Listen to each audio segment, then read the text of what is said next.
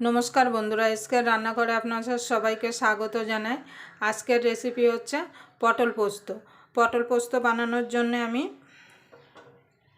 এখানে 500 গ্রাম পটল এইভাবে পরিষ্কার করে ছুলে কেটে ধুয়ে এইভাবে আমি চিড়ে নিয়েছি, যাতে পটলের মধ্যে সব তেল মশলা ঢুকে যেতে পারে। আপনারা প্রথম থেকে শেষ পর্যন্ত ভিডিওটা দেখতে থাকুন, আশা করি আপনাদের ভালো লাগবে। যদি এই পটল পোস্ত রেসিপিটা আপনাদের ভালো লেগে থাকে তাহলে অবশ্যই একটা লাইক করবেন। আর যেসব বন্ধুরা আমার চ্যানেলটা সাবস্ক্রাইবার করেছেন তাদের অসংখ্য ধন্যবাদ। আর যারা এখনও আমার চ্যানেলটা সাবস্ক্রাইবার করেননি প্লিজ সাবস্ক্রাইবার করে নেবেন, আর পাশের বেল আইকনটা অবশ্যই বাজিয়ে দেবেন আমি যখন নিত্য নতুন রেসিপি আপলোড করব সবার আগে পাওয়ার জন্যে। তাহলে আমি এই পটল পোস্ত বানানোর জন্যে একটা পেস্ট বানিয়ে নেব। তার জন্য এখানে একটা বাটি নিয়ে নেব।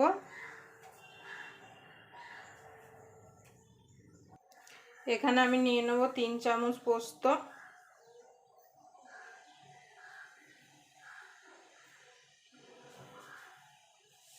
3 চামচ পোস্ত নিয়ে নিলাম। 2 চামচ সাদা সর্ষে, 1 চামচ কালো সর্ষে। এটাকে আমি জল দিয়ে ভিজিয়ে রাখবো। 5 থেকে 7 মিনিট। তারপর আমি মিক্সিতে এটাকে পেস্ট করে নেব। আপনারা চাইলে পাটায়ও বেটে নিতে পারেন এটাকে। এর মধ্যে আমি দিয়ে দেবো 6-7টা মতো লঙ্কা। ঝালটা আপনাদের স্বাদ মতো দেবেন, যে যেমন ঝাল খেতে পছন্দ করেন। এটাকে সাইডে রেখে আমি এবার গ্যাসটা ধরিয়ে দেবো পটলটা ভাজার জন্য। দেখুন বন্ধুরা, আমি গ্যাসটা ধরিয়ে কড়াইটা বসিয়ে দিয়েছি। এবার কড়াইটা গরম হয়ে গেছে, এবার আমি তেল দিয়ে দেবো। এবার তেলটা গরম হওয়া পর্যন্ত অপেক্ষা করব। দেখুন বন্ধুরা, তেলটা গরম হয়ে গেছে। এবার পটলগুলো আমি ভাজার জন্য তেলে ছেড়ে দেবো। আপনারা যখন পটল ভাজবেন অবশ্যই গ্যাসটা একদম কমিয়ে দেবেন, না হলে কিন্তু পটলটা পুড়ে যাবে।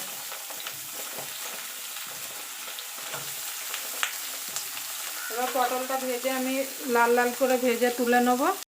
দেখুন বন্ধুরা, পটলটা ভাজা হতে হতে আমি একটা মিক্সির জার নিয়ে নিয়েছি। এর মধ্যে আমি সর্ষে পোস্তটা পেস্ট করে নেব।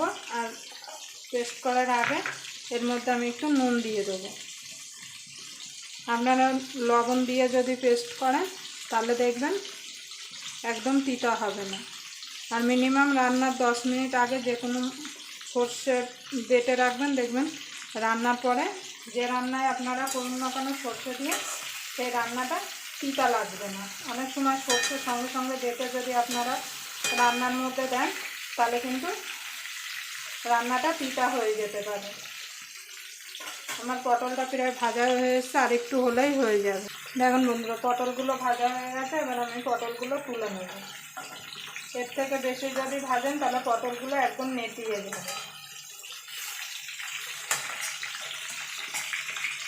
পটলগুলো তুলে নিয়েছি। আমি বাকি রান্নাটা এই তেলেই করব। তার জন্য দিয়ে দেবো ফোড়নে কালো জিরে,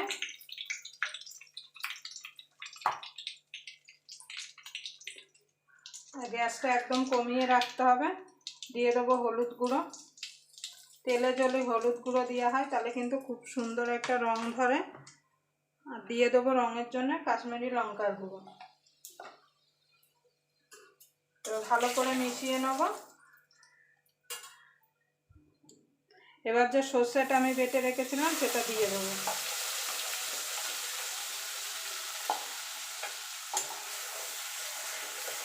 দিয়ে ভালো করে মিশিয়ে নেব।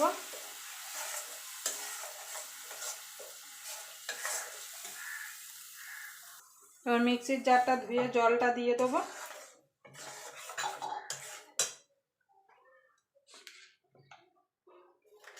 স্বাদ মতো লবণ দিয়ে দেবো।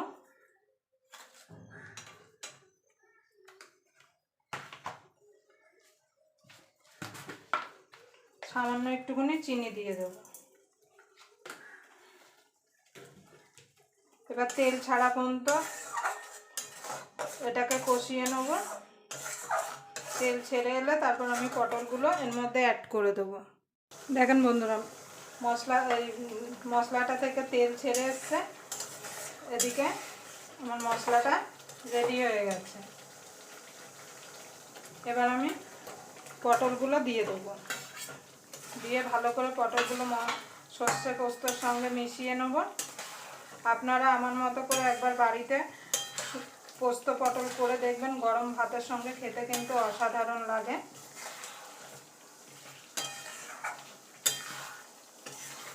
এবার এটাকে মিনিট খানিক একটুখানি আমি রান্না করে নেব।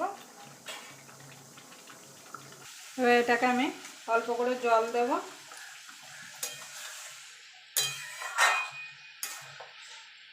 জল দিয়ে এটাকে মিনিট 3 আমি রান্না করে নেব।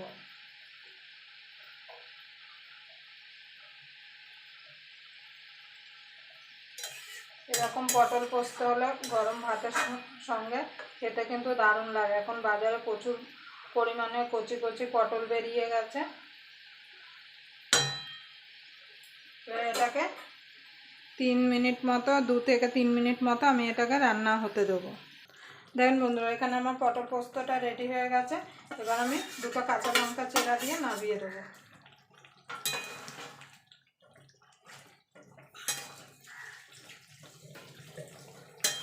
আবার আপনাদের সঙ্গে কোনো নতুন রেসিপি নিয়ে দেখা হবে। ততক্ষণ পর্যন্ত আপনারা সুস্থ থাকবেন, ভালো থাকবেন। নমস্কার।